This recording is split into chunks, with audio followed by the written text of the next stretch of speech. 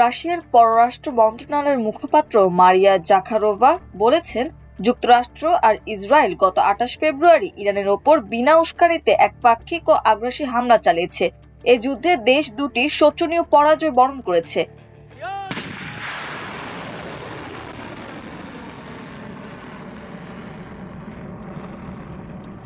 স্পুতনিক রেডিওকে আজ বুধবার মারিয়া বলেন, আমাদের দেশ একেবারে শুরু থেকে প্রথম বিবৃতিতেই বলেছিল এই আগ্রাসন অবিলম্বে বন্ধ করা দরকার।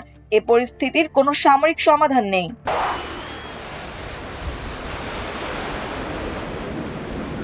এদিকে মধ্যপ্রাচ্যে ২ সপ্তাহের যুদ্ধবিরতি নিশ্চিত করে ইরানের পররাষ্ট্রমন্ত্রী আব্বাস আরাকচি তার সামাজিক যোগাযোগ মাধ্যমের পোস্টে পাকিস্তানের প্রধানমন্ত্রী শাহবাজ শরীফ এবং ফিল্ড মার্শাল আসিম মুনিরকে আমার প্রিয় ভাই সম্বোধন করে অক্লান্ত পরিশ্রমের জন্য তাদের গভীর কৃতজ্ঞতা জানিয়েছেন। মার্কিন প্রেসিডেন্ট ডোনাল্ড ট্রাম্প আরাকচির সেই বার্তাটি নিজের মালিকানাধীন ট্রুথ সোশ্যালে শেয়ার করেছেন, যা শান্তি আলোচনা ইসলামাবাদের ভূমিকার প্রতি ওয়াশিংটনের সম্মতিরই ইঙ্গিত দেয়।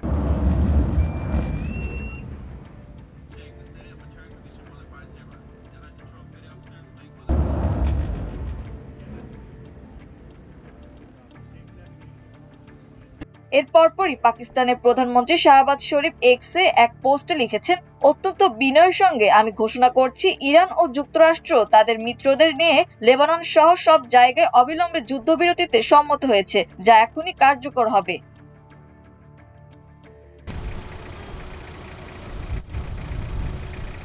শাহবাজ শরীফ এই দূরদর্শী পদক্ষেপকে স্বাগত জানিয়ে দুই দেশের নেতৃত্বের প্রতি কৃতজ্ঞতা প্রকাশ করেন। একই সঙ্গে বিরোধ নিষ্পত্তির জন্য চূড়ান্ত আলোচনার লক্ষ্যে ১০ এপ্রিল উভয় দেশের প্রতিনিধি দলকে ইসলামাবাদে আমন্ত্রণ জানান। শরীফ আশা প্রকাশ করেন, ইসলামাবাদ আলোচনার টেকসই শান্তি অর্জনে সফল হবে।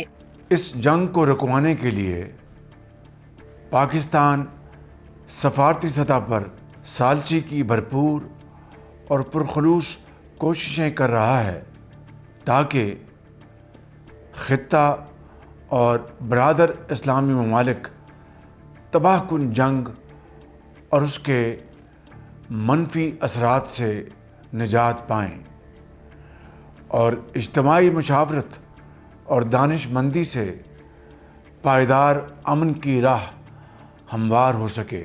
মার্কিন সংবাদ মাধ্যম সিবিএস নিউজ জানিয়েছে, ২ সপ্তাহের এই যুদ্ধবিরতি চূড়ান্ত করার আগে প্রেসিডেন্ট ট্রাম্প ইসরায়েলি প্রধানমন্ত্রী বেনিয়ামিন নেতানিয়াহু ও পাকিস্তানের ফিল্ড মার্শাল মুনিরের সঙ্গে কথা বলেছেন।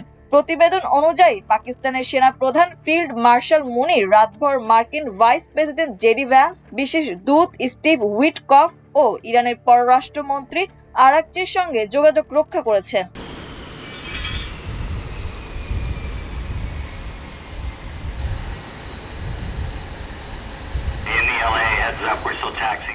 তবে ইসলামাবাদের এই কূটনৈতিক সাফল্যের মধ্যে একটি ছোট ভুল বিতর্ক তৈরি করেছে। শাহবাজ শরীফ প্রথমে একটি পোস্ট করেছিলেন যেখানে তিনি ট্রাম্পকে সময়সীমা বাড়ানোর অনুরোধ জানান। সেই পোস্টে ভুলবশত লেখা ছিল ড্রাফট এক্সে পাকিস্তানের প্রধানমন্ত্রীর বার্তা। পরে এটি সংশোধন করা হলেও স্ক্রিনশট ছড়িয়ে পড়ে এবং দাবি করা হয় পাকিস্তানি প্রধানমন্ত্রী হোয়াইট হাউসের পাঠানো বার্তা কাট পেস্ট করেছেন। যুদ্ধবিরতির কয়েক ঘন্টা আগে ট্রাম্প বলেছিলেন, আজ রাতে পুরো সভ্যতা মারা যাবে, যা আর কখনো ফিরে আসবে না। তাহলে ওয়াশিংটন ও তেহরান কিভাবে একমত হলো? এর উত্তর হলো, মার্কিন ভাইস প্রেসিডেন্ট জেডি ভ্যান্স, ইরানের পররাষ্ট্রমন্ত্রী আরাকচি ও মধ্যস্থতাকারী হিসেবে পাকিস্তানের ফিল্ড মার্শাল মুনিরের দক্ষ কূটনীতি।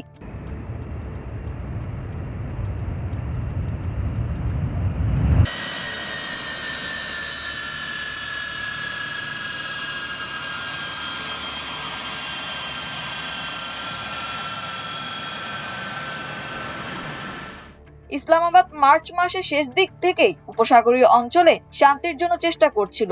গত ২৯ মার্চ তারা তুরস্ক, সৌদি আরব ও মিশরের পররাষ্ট্র মন্ত্রীদের নিয়ে একটি বৈঠক করে। যুদ্ধ দীর্ঘায়িত হওয়ায় যখন দুই পক্ষই একটি সম্মানজনক প্রস্থানের পথ খুঁজছিল, তখন পাকিস্তান নেপথ্য আলোচনার প্রধান মাধ্যম হয়ে ওঠে। পাকিস্তানি যুক্তরাষ্ট্রের ১৫ দফার প্রস্তাব ইরানের কাছে পৌঁছে দেয় এবং পরে ইরানের জবাব ওয়াশিংটনকে জানায়।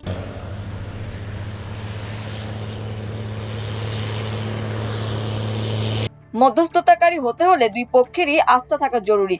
আরবের প্রতিবেশী দেশগুলোর সঙ্গে যুক্তরাষ্ট্রের গভীর সম্পর্কের কারণে ইরান তাদের আর বিশ্বাস করছে না।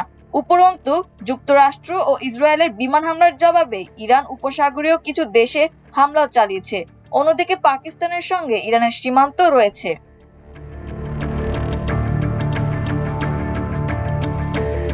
দেশ দুটির মধ্যে ঘনিষ্ঠ কূটনৈতিক সম্পর্ক বিদ্যমান, যা আরাকচির প্রিয় ভাই সম্বোধন থেকে স্পষ্ট।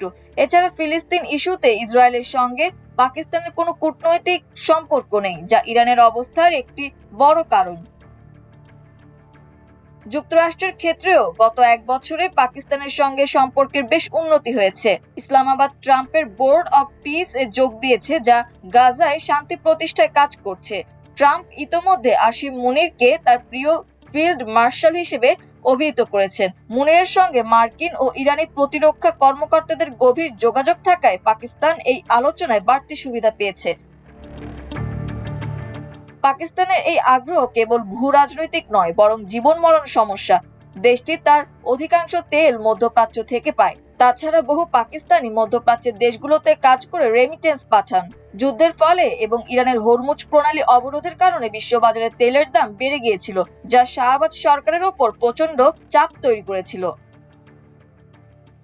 এছাড়া পাকিস্তানের বর্তমান অর্থনৈতিক সংকট ও প্রতিবেশী আফগানিস্তানের সঙ্গে বিরোধ তো আছেই। ভারতের সঙ্গে সম্পর্ক এমনিতেই উত্তপ্ত। এর মধ্যে অন্য প্রতিবেশী ইরানের অস্থিরতা পাকিস্তানের জন্য মোটেও সুখকর নয়। দেশের ভেতরেও স্থিতিশীলতার সংকট ছিল। যুক্তরাষ্ট্র ও ইসরায়েলি হামলায় আয়াতুল্লাহ আলী খামেনির মৃত্যুর খবরে পাকিস্তানে ব্যাপক বিক্ষোভ হয় এবং বেশ কয়েকজন প্রাণ হারান। 2 সপ্তাহের এই যুদ্ধবিরতি এখনো অত্যন্ত নড়বড়ে।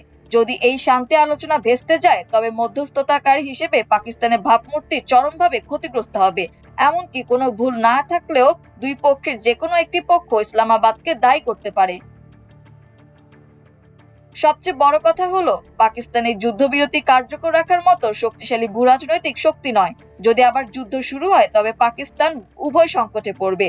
যুক্তরাষ্ট্রের দিকে ঝুঁকলে দেশের ভেতরে অস্থিরতা বাড়বে, আর ইরানকে সমর্থন দিলে ওয়াশিংটন ও উপসাগরীয় বন্ধুদের হারাবে। তবে পাকিস্তানের আরো একটি ভরসার জায়গা হলো, চীনও এই যুদ্ধবিরতি কার্যকরে নেপথ্যে ভূমিকা রেখেছে। হরমুজ প্রণালী খুলে দেওয়ার জন্য নিরাপত্তা পরিষদে উত্থাপিত প্রস্তাবটি মঙ্গলবার ভেটো দিয়ে ঠেকিয়ে দেয় চীন ও রাশিয়া। মাল্টিমিডিয়া ডেস্ক, আমার দেশ।